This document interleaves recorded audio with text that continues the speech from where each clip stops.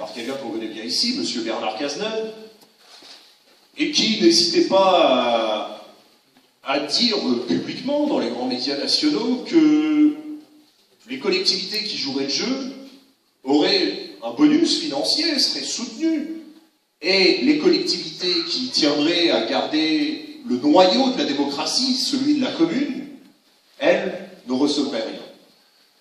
Donc là, c'est encore quelque chose qu'on refuse au niveau des collectivités, au niveau des communes. C'est cette mise en concurrence des territoires où les citoyens qui choisiraient, voilà, de rentrer dans ce logiciel libéral, eux seraient soutenus. Les citoyens qui décideraient de garder leur démocratie, la démocratie communale, eux seraient mis de côté. Je rappelle quand même que là, c'est pas un gouvernement UMP là, qui a voulu ça, c'est un gouvernement socialiste.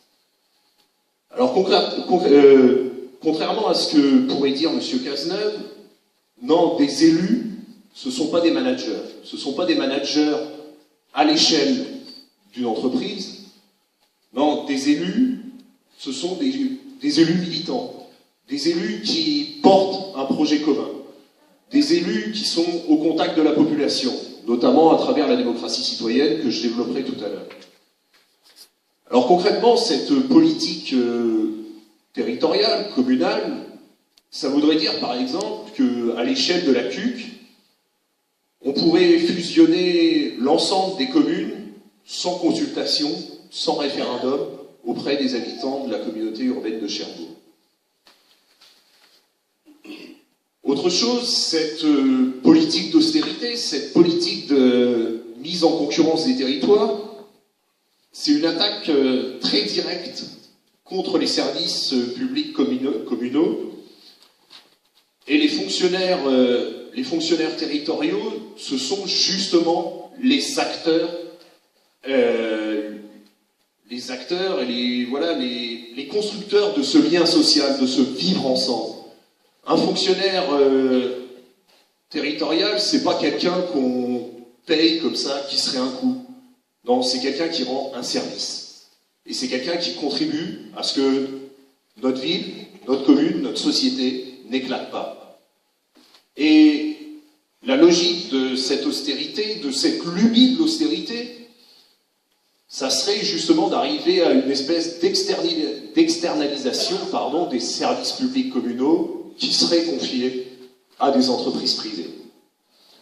Et évidemment, les entreprises privées, les intérêts privés, par définition, n'ont pas pour objectif de faire vivre les habitants de la commune ensemble.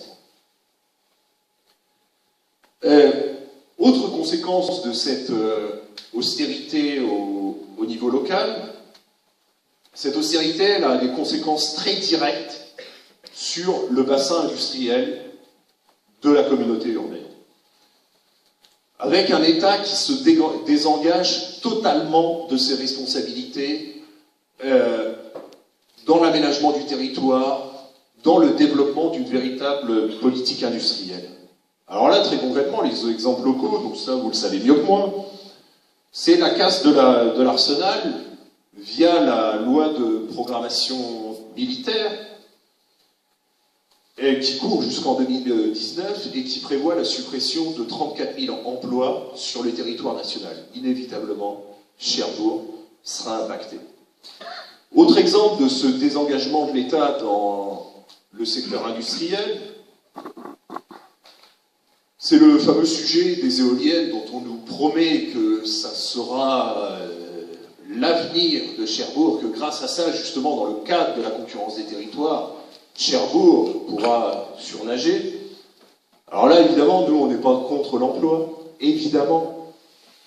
Mais on peut avoir de sérieux doutes lorsque, sur ce sujet des éoliennes, lorsqu'on regarde la stratégie d'Alstom sur la fabrication de ces éoliennes, où la stratégie industrielle d'Alstom est centrée sur Saint-Nazaire. Donc là, dans ce cadre austéritaire, voilà, encore une fois, les intérêts privés mènent l'aménagement du territoire. Le politique se retrouve à la remorque des intérêts privés. Alors enfin, Dernière, il y en a sûrement d'autres, mais celle qu'on a identifiée, dernière conséquence très directe sur notre vivre ensemble, le désengagement de l'État dans l'éducation nationale, et notamment au niveau des écoles primaires, où là, l'État se décharge sur les collectivités locales. On aura l'occasion, je ne vais pas monopoliser la parole trop longtemps, le but de cette réunion, c'est d'avoir un échange, on pourra y revenir. Donc face à cela, évidemment, face à cette casse sociale, à cette déstructuration de la vie communale, on ne prétend pas donner des recettes miracles. Là, le sens de notre liste, le sens de notre combat politique, c'est pas dire, c'est pas promettre qu'avec nous, il y aura plus d'austérité et que tout va aller bien. Juste, nous, notre objectif, c'est de proposer quelques leviers de résistance pour que cette crise économique, sociale qui s'annonce, qui aura lieu de toute façon, compte tenu des choix du gouvernement socialiste, eh bien qu'à l'échelle de Tour-la-Ville, mais à l'échelle de la communauté urbaine, elle n'aboutisse pas à l'explosion de nos communes. Alors ces quelques leviers de résistance, pareil, je vais les détailler brièvement, on aura l'occasion d'en débattre s'il y a des questions, c'est le sens de cette réunion publique. Première chose, les transports gratuits. Les transports gratuits qui ont pour but, évidemment, de lutter contre l'exclusion sociale, de lutter contre toutes les formes de ghetto, contre toutes les poches de précarité, et de donner à l'ensemble des citoyens de la commune de Tour-la-Ville, mais de la communauté urbaine de Cherbourg, le droit de s'intégrer, de faire partie d'un projet commun. Le projet, c'est pas quelques-uns, c'est pas quelques notables, c'est pas les plus favorisés, c'est ensemble qui se fera. Deuxième chose, bien, le centre de santé. Le centre de santé, pareil, dont on pourra débattre après, le centre de santé municipal, il s'inscrit très directement contre une offre de soins qui est celle de la médecine libérale. Donc là, c'est affirmé par l'intermédiaire de ce centre de santé le droit à la santé pour tous et pour toutes, sans condition de ressources, évidemment. Autre chose, le principe, alors qui s'incarne très concrètement dans les cantines municipales, de manière à proposer, alors d'abord aux enfants, dans les cantines scolaires évidemment, de manière à proposer une nourriture de qualité d'abord aux enfants, mais à tout le monde. Par l'intermédiaire des cantines municipales, par l'intermédiaire d'épiceries qui seront municipalisées et qui proposeraient un accès à tous et à toutes à des produits locaux et de qualité. Enfin, une chose qui peut apparaître comme un gadget, parce que c'est repris par beaucoup de monde, c'est repris notamment à Tour-la-Ville par les différents candidats, la démocratie citoyenne. La démocratie citoyenne, c'est pas un slogan publicitaire, c'est pas une stratégie marketing. La démocratie citoyenne, c'est concrètement, dans la ville, permettre à tous de décider d'un projet commun. Alors comment ça s'incarne, ça, dans la ville? À partir de conseils de quartier.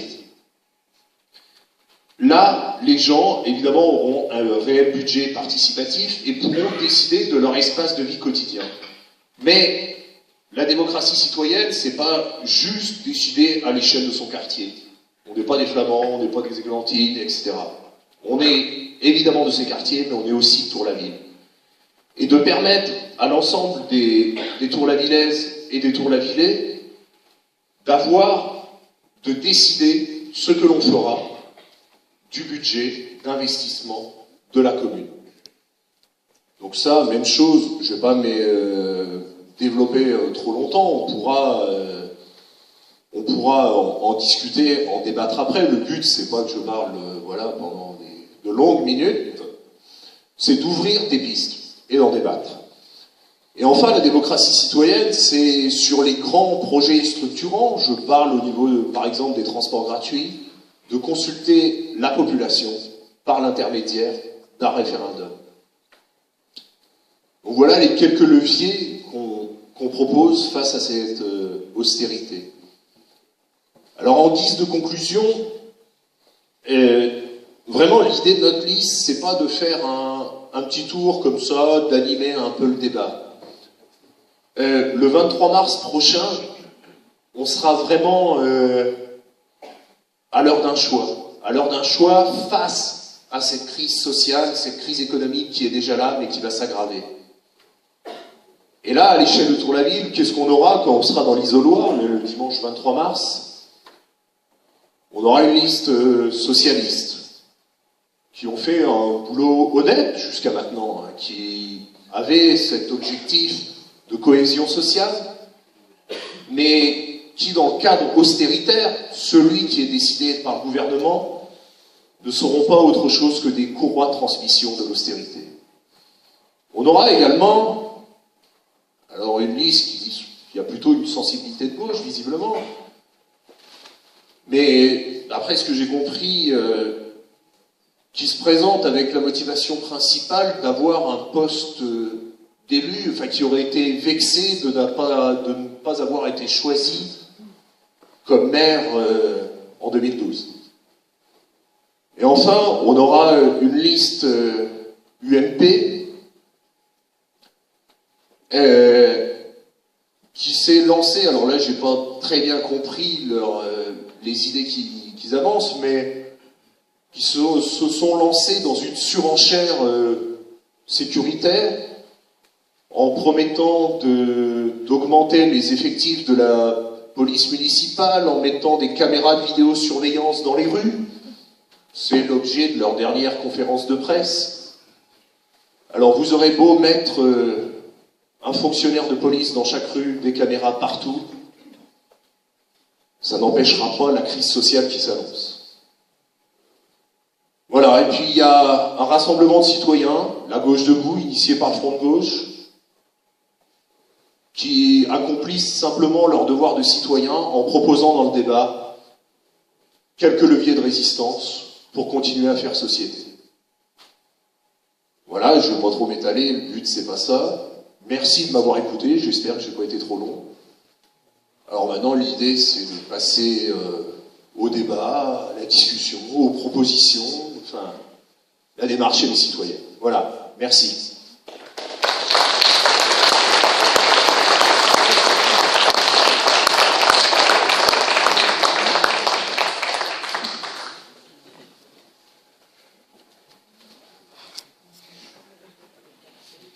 Démocratie citoyenne, voilà concrètement comment ça va s'incarner dans la ville. Donc en effet, vous l'avez bien compris, un des premiers leviers qu'on se propose de mettre en place, c'est un levier sur la question démocratique. Il s'agit, à travers la démocratie locale, non seulement de refaire vivre l'être ensemble, mais c'est aussi redonner du pouvoir aux citoyens et du pouvoir collectivement. C'est aussi arrêter de se dire on délègue pendant 6 ans suite à des promesses qui nous sont faites à des élus qui, en cours de mandat, bien promesses. Et puis, en dernier